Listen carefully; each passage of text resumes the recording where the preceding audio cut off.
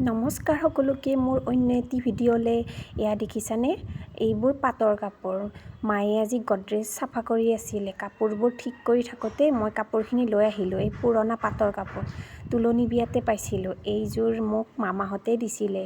মোৰ তুলনি বিয়াত আৰু এইযোৰ জেঠীহঁতে দিছিলে কি ভাল লাগে নহয় এই কাপোৰবোৰ পিন্ধি আগৰ কাপোৰবোৰ যে ইমান সফ্ট আছিলে গডৰেজত থাকিলেনো কেনেকৈ গম পাব এইবোৰ যে ইমান পুৰণি কাপোৰ সেইকাৰণে মই এটা ভিডিঅ' বনাই এনেকৈ স্মৃতি হিচাপে ৰাখি থলোঁ যে আমাৰ তুলনিৰ কাপোৰবোৰো ইমান ধুনীয়া হৈ আছে চাওকচোন ইমান ধুনীয়া দেখিছে কাপোৰযোৰ মোক বাৰু কেনে দেখিছে সেইটো নাজানো কিন্তু কাপোৰযোৰ যে বহুত ধুনীয়া হৈ আছে কাপোৰবোৰ দেখি সৰুকাললৈ মনত পৰি গ'ল সেই দিনবোৰ যে কি ভাল লগা আছিল আৰু এইযোৰ দেখিছানে মই ব্লাউজটো মিলাবই নোৱাৰিলোঁ টি চাৰ্টৰ লগতে এনেকৈ পিন্ধিলোঁ ময়োতো কম নহয় গডৰেজটো চাফা কৰিব নোৱাৰোঁ কিন্তু পিন্ধি লেতেৰা কৰাত এক নাম্বাৰ মই